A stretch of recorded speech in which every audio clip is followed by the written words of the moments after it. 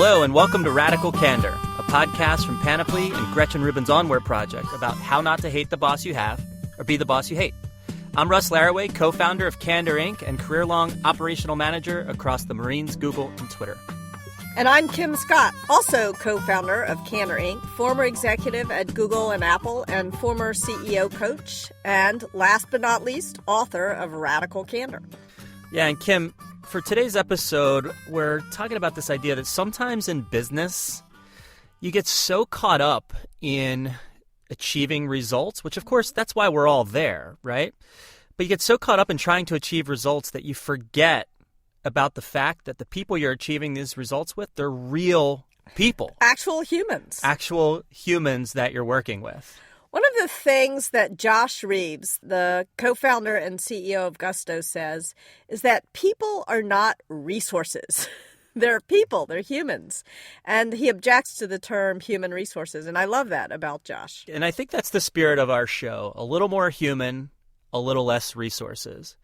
And so I think maybe where the start of this, where sometimes this goes a little bit wrong, is that people are trying to show up to work and they're trying to be professional.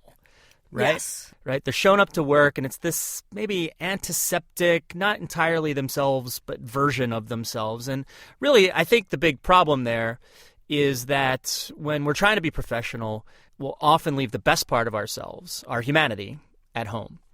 And beyond that, the spirit of this episode is not just a manager to direct report type of feedback, right? Yeah. This stuff applies 360. Right? With your peers. Yeah. These are all really critical relationships in the workplace, and we all are dependent upon each other to get something done to achieve some results. And so really today, the spirit of this episode is talking about all of these relationships and looking at each other as real human beings, real people with which we're trying to achieve these results. Even really empathetic people make this mistake. Even people I know who are really good people sometimes treat their bosses like tyrants to be toppled. They sometimes treat their peers like enemy combatants. And they sometimes treat their employees like pawns on a chessboard. And it's not because these are evil people who don't care about other humans. It's because they get so focused on the results that they forget that they're working with other human beings just like them. Yeah, it's one of the things we say a lot, especially in our workshops, that so many times, it's not that you're actually failing to care personally or failing to think of these people as human beings. It's that you're failing to demonstrate it. That's easy because how you show up, how you demonstrate something to someone, there's a complicated set of variables between the two of you, right? Yeah. Maybe you're fresh off a win, they're fresh off a loss. Maybe you slept only 4 hours, they slept 8 hours. Last night, for example, I slept about 3. And so all of these things come together and they make it really difficult sometimes for you just to demonstrate that you know the person sitting across from you is a real human being. And so today, what we want to talk about in this episode is how to remember to see the people you work with as people. It sounds weird to think. I remember one time at Google, somebody said, what do I need to do to be successful here? And I said, you need to show up at work like a human being. And then I felt sort of stupid for having said that because what else are they supposed to show up like a chipmunk or something? But 10 years later, this guy said it was one of the most helpful things that was ever said to him. So in other words, as James Taylor would say, you gotta shower the people you love with love. Show them the way that you feel. Things are gonna be much better if you only wheel. I like how he rhymed wheel with feel. That was amazing. It's good. It's a good rhyme. So in today's episode, we're going to talk about 3 things. We're going to talk about some stories about managers who succeeded at seeing the people they work with as people. We'll answer a listener question about the potential ramifications of investing in people and explain why you should invest anyway. And we'll also finish, as always, with a Candor checklist, some specific tips that you can put into practice right away, whether you're a manager or not. So excited for this one. Here we go. We are so excited to have Al Guido with us today as our guest. Al is the president of the 49ers football team. Amazing. Yeah, and for full disclosure, I should mention that we're also cousins. And though Al is the president of the San Francisco 49ers, we grew up on Richmond Drive in Turnersville, New Jersey, pulling for the Philadelphia Eagles. And that's a big deal. He's all 49ers now, but I think it's important for people to know he grew up supporting the Eagles. Al, it is a real treat to have you on the show today. Well, thank you very much, Kim and Russ, for the introduction. It's a pleasure to be with you today. Now, Al, I know you have a story that really demonstrates the power of caring for people. And this happened in the past, really, before you got to the 49ers. I would say when I started to work for the Dallas Cowboys, I really started to understand culture and the power of it. And I worked for a guy by the name of Stephen Jones, who's Jerry Jones' son. And we had a large organization. We were trying to open up the Dallas Cowboys Stadium. We had roughly 80 sales and marketing people there. And as you can imagine, age ranges anywhere from, young to mid-20s to mid-40s. And Stephen came through the office one day and was so embarrassed that he didn't know the people's names that he asked me for a face book. He actually called it a book of faces at the time. And I didn't really know what he was asking or why he was asking for it when he first reached out. So I gave it to him, and I gave him a little bit of bio and a background on every single person.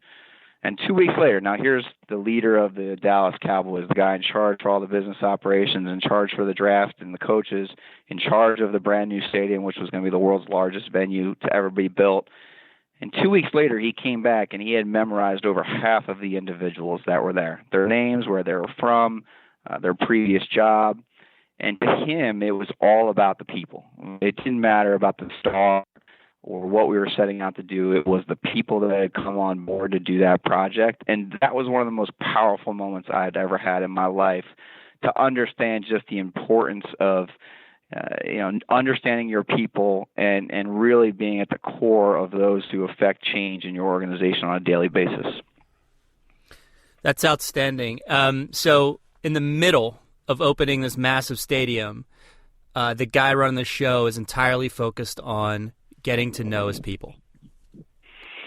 He was, and we've hired a bunch of people throughout my time, whether it be sales trainers or culture leaders or management people. And one quote always sticks out of my mind around, leadership is not about being in charge; it's about taking care of those in your charge. And everybody I've worked for, and it's hard to kind of pick a great boss because everybody I've worked for has really had my best interest at heart. And not just at the team, but on a personal level. And I feel like some of these moments throughout my career were touching in the sense of these are powerful, powerful people that are in charge of some of the world's largest brands. And yet the most important things to them are who's working for the team, what motivates them, what challenges them, what they're afraid of. And these were, I'm proud to say that I've been able to work for two really great organizations in the NFL. That's incredible. And I have to say, I really love that quote. I mean, one of the things we say all the time, that in thinking about becoming a manager, you shouldn't so much want to be the boss as really want to do the things that a boss needs to do. And this idea of, leadership is not about being in charge, about taking care of those in your charge really resonates with us. And I think it really puts things into perspective. It's not about the being in power. It's about using your power to help others. Al, I so wish we had had this conversation before I wrote the book. I love your stories. You're exactly right. It's all about putting people first, putting people at the center of what you do, putting your relationships at the very core of your responsibilities. For me, I've been lucky enough where I've been hired and people have always had my best interest at heart. Not necessarily, they never put the team or the organization before my best interest, because I think they always felt as if they were serving my best interest, I would be serving the team. And when that time frame came that maybe there wasn't an opportunity for me at those organizations, they were going to make sure they pushed to improve my career. And it's always been a philosophy of mine to do that. And I always believe that these are conversations that people should have and that people shy away from. And at some level in the football world, while we're such this big brand, we're really a small business. I mean, there's only 400 or so people that work here full time. Obviously, if you count the part-time people, we grow to 4,000 or 5,000. But there's only so much upward movement within an organization at times. And I think it's our job to have those conversations around goal setting and making sure that people feel as though they're being pushed at their current opportunity. And when that current opportunity either isn't good enough for them, or they feel like they've achieved their results, or there's an opening maybe at another team, it's my job to make sure I'm pushing for those people to get those opportunities, because I've always viewed it as not only is it helping that individual, it's helping the 49ers. I want to be known, and the organization wants to be known as a leading brand in the sports world. And to do that, it means having people say, wow, the 49ers have fantastic people and fantastic culture. Look at all the people that currently work there and that used to work there. And so I'm proud of that tree. In sports, they call it the coaching tree. Here, they call it the executive tree. I'm very proud to say that these people started here and now have gone on to use that philosophy at other teams. Al, that is true wisdom. Thank you so much. I totally agree with what you said. It's so important not just to set goals and objectives for the business, but to understand life goals of each of the people who work with you and to help them achieve those goals, to take a step in the direction of their dreams. I think when you really understand your employees at the deepest level and you understand why they took the job and what motivates them, what gives their work meaning for them, what gives their work purpose, what their fears are, you're going to set them up to succeed. You're going to put them in the best possible situation. Absolutely. So really investing to understand what makes the people on your team tick. What do they really care about? What do they value in their work? What are the things that matter to them the most, so you can be a force for good in helping them shape a career, shape their role, find that next step. All of these things, you can help make sure those things are aligned with what they really care about and aligned with what makes them tick. You can't possibly fulfill your responsibilities as a leader to build a great team, create a culture of feedback, to achieve great results, unless relationships are at the core, unless you're truly a mentor to each of the people who work directly for you. And on that note, what I would say is one of the things that I think I challenge all of my managers and leaders to do, and it was sort of faux pas in the very beginning, I would say, of course, culture and leadership management, which is not to necessarily kind of sort of separate the work-life balance thing. And I immediately challenged myself years ago to some of my first interactions with people to force myself, and I'm known as the question person. If I go to dinner with you, I may ask 100 questions, but really to force myself within my first lunch with employees to literally not ask a work question. And you'd be surprised how difficult that is for some people. And there are certain people that don't want to share aspects of their life, and that's fine. But to me, it's always amazing to kind of understand at the core of what motivates people and why they might have accepted an opportunity. And so you can't really do that, in my opinion, without getting to the core of someone's personal beliefs or, their will to succeed and all those things. Al, thank you so much for being here. This is one of the best conversations I've had all year. Yeah. Thanks, man. Go Birds. All right. You got it. Take care, everyone. Yeah. Take care. Bye-bye. Coming up, we answer a common question about investing in your people after a word from our sponsor. So when we were talking with Al before the break, he mentioned the idea of helping people take a step in the direction of their dreams, grow towards their goals beyond what they're doing in the company. We love this idea. It's so important to put your people first. But sometimes the reason people don't do this is because they're worried that they would be misusing company resources if they invest in someone who they know has intentions to leave the company. That's the idea. They think that they need to think about the resources instead of about the humans. Yeah, right? It's really a common question and one that's worth talking about. In fact, we often get this question. Is it a moral hazard to invest in somebody who has admitted that they want to work outside the company? There's a simple answer to that question, no. But let's talk about why. Yeah, maybe we should talk about it a little bit. First of all, it's not a bad question. It's an important question to ask because I think often people feel that they're not allowed to put their team members first. They have to put shareholder value first. And I think that I'm not knocking shareholder value, But I think the best way to achieve that value is to put your people first, actually. Yeah, I'm pretty sure that's the case too. And, just taking one quick step back, the context for this is we're trying to have real conversations with people. We want to understand their real dreams. Now, if you want to get someone to come into your office and tell you that they want your job and that's their dream in the world, have at it. But I'm going to go out on a limb and say that 9 times out of 10, they're telling you a little bit of a lie. And sometimes some managers just want people to come in their office and tell them they want to be their underling forever. And that's also probably not true. Yeah. And so really at the core of all of this, as a manager, you've got people almost always for a brief period of time. Mm-hmm. And among a few things, your job is to help those people grow. Yes. And I think it's super important to ask yourself the question, grow into what? And then we have to be okay with answers that take us outside the current company. Right. Outside the current role. And it's still your job to help that person grow into that thing. Yes. Right? So I think that one of the mistakes, one of the most common mistakes that people make is when somebody is trying to leave the team. When somebody gets another opportunity and it's tempting for a manager to go into retention mode, to try to retain the employee at all costs, even when it's not in that employee's best interest to stay. I'll never forget the time that Ben Silberman came to me and said he was thinking of leaving the AdSense team. And when he described to me what he wanted to do, I realized it would be ridiculous to try to get him to stay. He couldn't start Pinterest on the AdSense team. He had to leave and go do it. He couldn't. I hope our listeners can hear this. Oh, Russ has unzipped his sweatshirt and he's got a pink Pinterest t-shirt on. Yeah. It's fabulous. Yeah, we didn't even plan that. That's amazing. Yeah, I think that it's not about making the objective retention. But what I have found is if you invest in your people in a unique way like this to really enable their growth toward their dreams and treating them like real people, what I have found is that does tend to have a retention benefit. It's not the objective, but people say to themselves, because people have this awareness, like grass isn't always greener.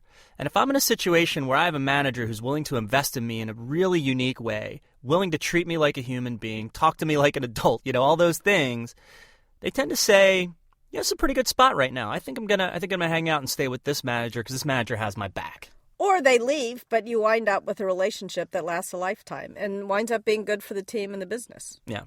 I think there's this I think at this point, almost cliched quote that I think really sums this up, and I want to bring it into the podcast, which is this idea that the CFO asks the CEO, what happens if we invest in developing our people and then they leave us?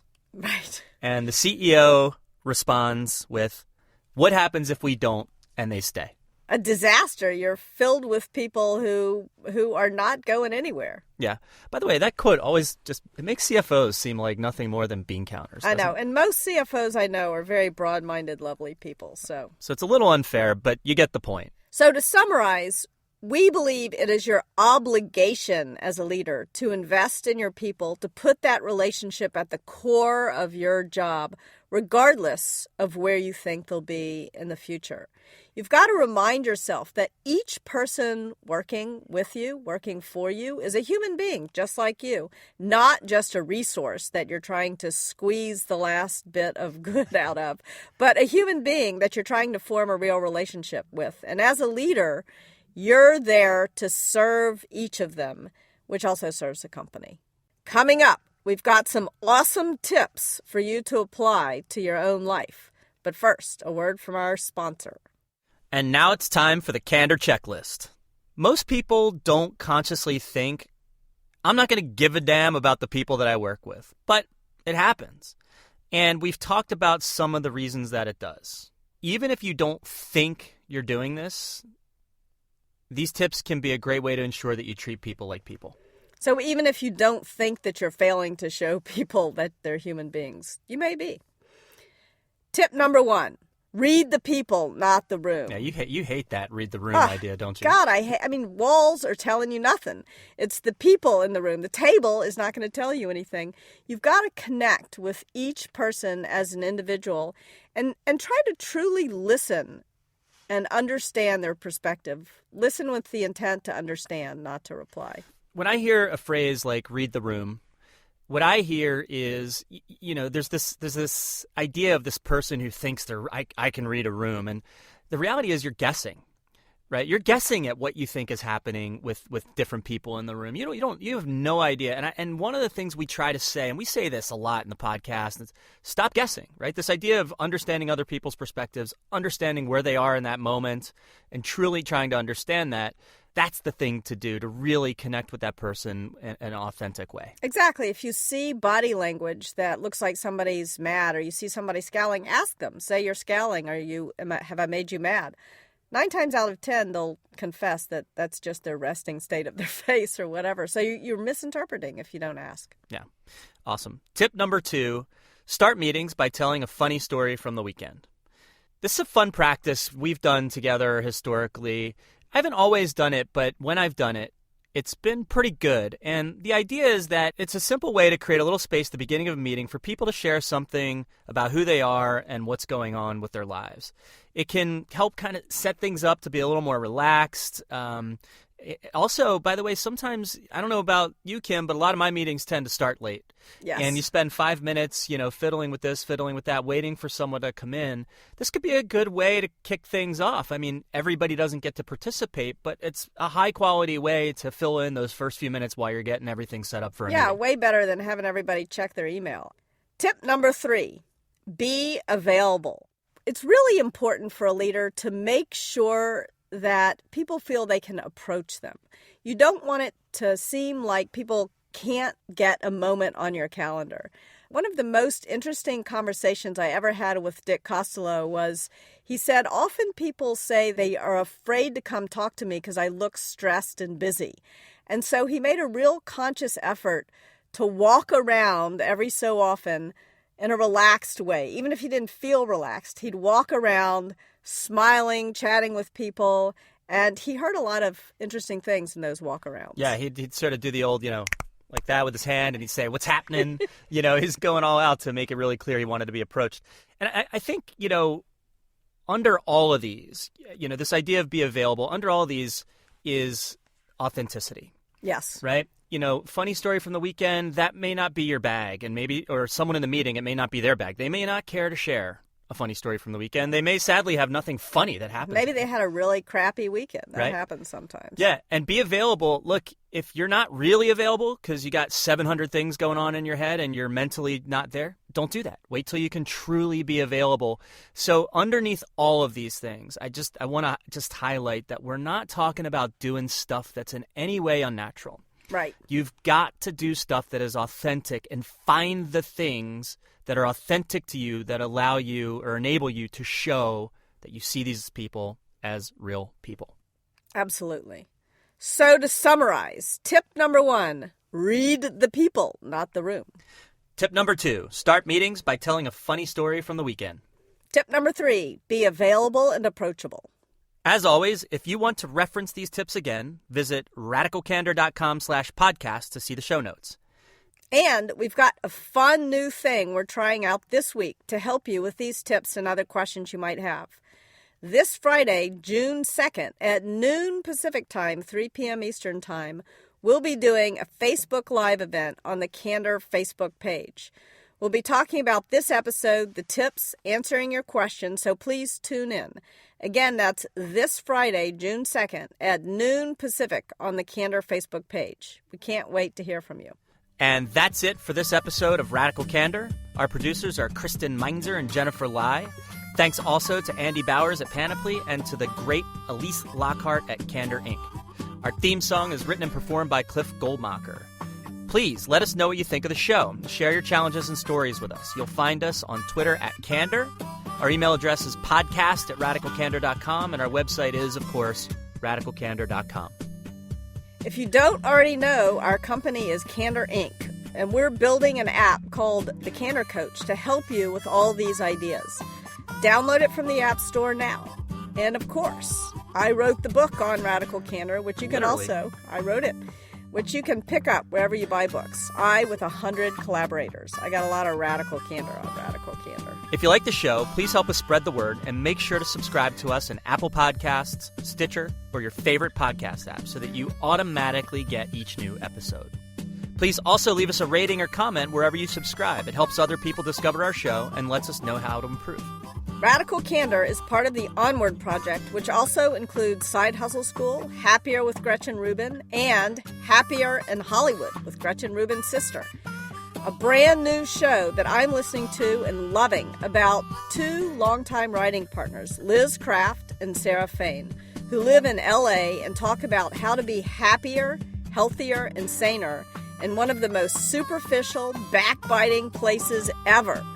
In a recent episode of Happier, Russ, you're going to love this, Liz and Sarah talk about why it's actually a good idea to drop the F-bomb in an interview. Really? Really? It is. You'll have to listen to Happier in Hollywood to find out more. I'm Kim Scott. And I'm Russ Laraway. We'll talk to you next time. Thanks for listening.